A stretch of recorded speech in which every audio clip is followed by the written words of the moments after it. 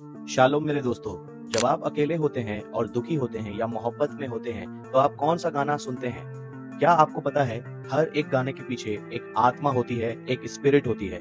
जब कोई लोग मोहब्बत करते हैं तो वो अक्सर लव सॉन्ग सुनते हैं, जब वो दुखी होते हैं तो वो सैड सॉन्ग सुनते हैं, और जब उनको धोखा मिला हुआ होता है तो वो बेवफाई के गाने सुनते हैं। और उस गाने का असर सिर्फ उनके कानों तक नहीं बल्कि उनके आत्मा तक जाता है। इसीलिए वो गाना के निकले हुए हर एक लिरिक्स में बह जाते हैं, एक पूरा माहौल बन जाता है। आप उस आत्मा के साथ जुड़ जाते हैं जो उस गाने के पीछे का स्पिरिट है। जैसे हम मसीही गानों को सुनते हैं तो हम परमेश्वर के आत्मा से भर जाते हैं, उसी तरीके से दुनियावी गानों को सुनने के वजह से हम संसार की आत्मा से भर जाते हैं।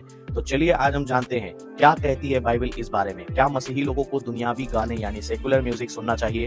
मुझे पता है बहुत से लोग वीडियो को यहीं पर स्किप करके चले जाएंगे।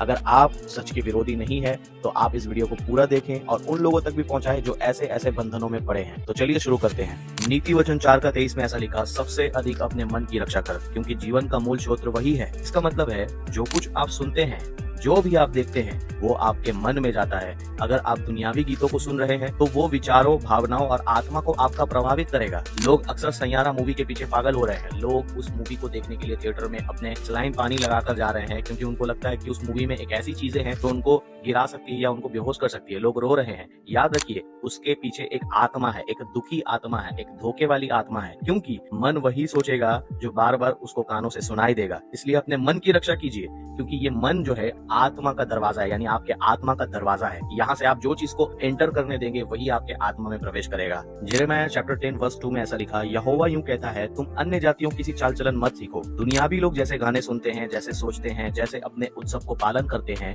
वैसे हम नहीं करते। हम मसीही लोग वैसे नहीं करते। उनके गाने अक्सर वासना, धोखा, घमंड, निराशा से भरे हुए होते हैं। हम तो मसीही लोग हैं। अगर चाल और अलग पहचान के साथ अगर हम नहीं चले तो हम में और उनमें क्या फर्क रह जाएगा? हम और वो एक समान हो जाएंगे। भजन संगीता 101:3 में लिखा, मैं निकम्मी वस्तु को अपनी आंखों के सामने ना रखूंगा।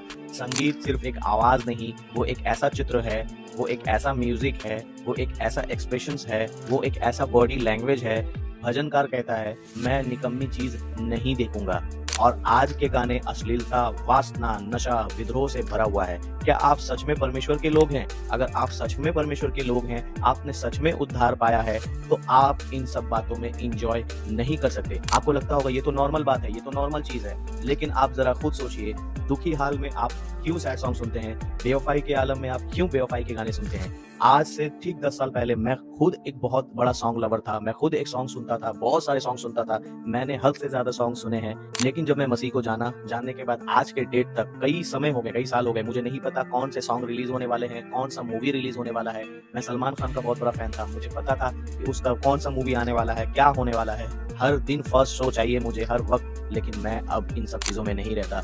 इच्छा ही नहीं होता, अंदर से इच्छा ही नहीं आता, मन ही नहीं आता, क्योंकि मेरा कनेक्शन जो है मसीह के साथ जुड़ गया है। मैं उसके गीतों में ही बहुत सुकून पाता हूँ, बहुत खुशी मिलती है मुझे। रोमन्स चैप्टर 12:2 में लिखा, इस संसार के हम शक्ल मत बनो, बल्कि अपने मन के नए हो जाने से तुम्हारा चाल चलन भी बदलता जाए। हम शक्ल कौन होते हैं? हम शक्ल यानी मान के चलिए एक व्यक्ति का नाम राज है और एक का नाम राहुल है, तो मैं दोनों अगर हम शक्ल होंगे तो मैं कैसे पहचानूंगा? अगर राज में कोई ऐसा निशान होगा तभी मैं पहचानूंगा कि ये राज है और ये राहुल है। इसी तरीके से हम मसीही लोगों को भी बाइबल के हिसाब से पहचान दिया गया है। हम दुनिया से अलग दिखने चाहिए, ना कि हम भी उस हम शक्ल जैसे हो। जैसे दुनिया दिखता है वैसे हम भी दिख रहे हैं। लोग नहीं पहचान पा रहे हैं कि ये हिंदू है या फिर ये मुस्लिम है या फिर क्या है। सेक्युलर म्यूजिक आपको मसीह के आत्मा से दूर करता है। आप खुद सोच के देखिए, जो कुछ संसार कर रहा है, जो कुछ वो देख रहा है, हम मसीही लोग भी उसी में पड़ जा रहे हैं। बहुत सारे मैंने पास्टरों को, विश्वासियों को देखा है कि वो भी सैयारा मूवी जाकर देख करके आकर रो रहे हैं, और बहुत सारे ऐसे ऐसे लोगों को देखा है मैंने। मैं यहाँ पर किसी मूवी का रिव्यू नहीं कर रहा और ना ही मैं किसी मूवी के बारे में एक्सप्लेन कर रहा हूँ। मैं जस्ट ये कहना चाहता हूँ कि चाहे वो सैयारा मूवी हो या फिर कोई भी ऐसी चीजें हो, हमारे आत्मा को वो दूषित करती है। हमें उन सब चीजों में नहीं आना। अनंत जीवन के राह से हम भटक जाएंगे, उस स्पिरिट में हम लीड होते जाएंगे और हम दुखी हो जाएंगे, तकलीफों में रहेंगे और उदास रहेंगे, निराश रहेंगे। तो फिर हमें क्या करना चाहिए? कोलोसियंस चैप्टर 3:16 में लिखा, मसीह के वचन तुम में बहुतायत से वास करे और आत्मिक गीतों के द्वारा परमेश्वर के लिए गाओ। किसके लिए? परमेश्वर खुदा के लिए गाओ।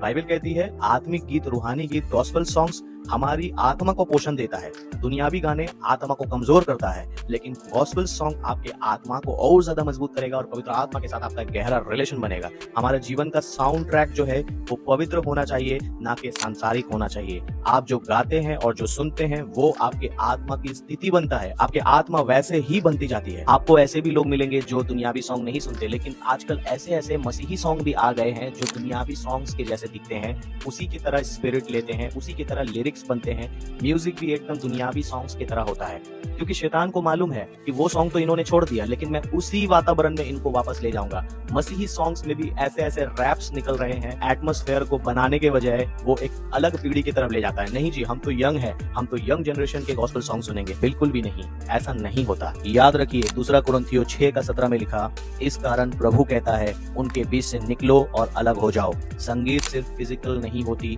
वो एक आत्मिक स्थान भी ले लेती है आपके आत्मा को कब्जा करने के लिए। जब आप दुनिया के गाने सुनते हैं, आप उसकी आत्मा के साथ संगति करते हैं जो उस गाने में है। मसीही जीवन एकदम अलग है, बुलाया हुआ है, पवित्र है, और इसलिए आपको आत्मिक गीतों के जरिए प्रभु को ऊंचा उठाना है, ना कि दुनियावी गीतों के जरिए शैतान को और ज्यादा अपने जिंदगी में अधिकार देना है। अगर आपने यहाँ तक वीडियो देख लिया है तो इसका मतलब है कि आप सच में सच के साथ खड़े हैं और आप आजाद होना चाहते हैं, या आप खुद आजाद हैं। मैं चाहता हूँ कि आप अपने आप से 3 सवाल पूछें। नंबर 1, क्या जो मैं रोज सुनता हूँ वो मेरी आत्मा को पोषण दे रहा है या मेरे आत्मा को गंदा कर रहा है? नंबर 2, क्या मैं मसीह का हूँ और फिर भी उन्हीं गीतों को पसंद करता हूँ जो संसार के लोग पसंद करते हैं? नंबर 3, आज अगर यीशु मेरे साथ होता, मेरे साथ रहता और चलता फिरता, तो क्या मैं उसके सामने इन गीतों को चला सकता? क्या वो मुझे इजाजत देता इनको सुनने के लिए? आप कमेंट में अपना जवाब दे सकते हैं। तो मेरे दोस्तों, मुझे उम्मीद है कि आप समझ गए होंगे कि दुनियावी गाना में सिर्फ एक लिरिक्स नहीं होता, बल्कि एक आत्मा होता है।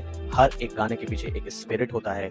या तो वो परमेश्वर की आत्मा है, या तो इस संसार की आत्मा है। आप क्या सुन रहे हैं ये तय करेगा कि आप क्या बन रहे हैं। आज ही फैसला करें, आत्मा को क्या देना है, पवित्रता या फिर गंदगी। और अगर आप कहते हैं मैं अब से सिर्फ आत्मिक गीतों को सुनना चाहता हूँ, तो नीचे कमेंट में जरूर लिखिए, मैं दुनिया के आत्मा से नहीं बल्कि परमेश्वर के आत्मा से भरना चाहता हूँ। इस वीडियो को दूसरे के साथ भी जरूर शेयर कीजिए। हो सकता है कि उनकी भी जिंदगी में इन सारे बंधन है और वो आपके शेयर करने की वजह से बच जाएं। God bless you everyone.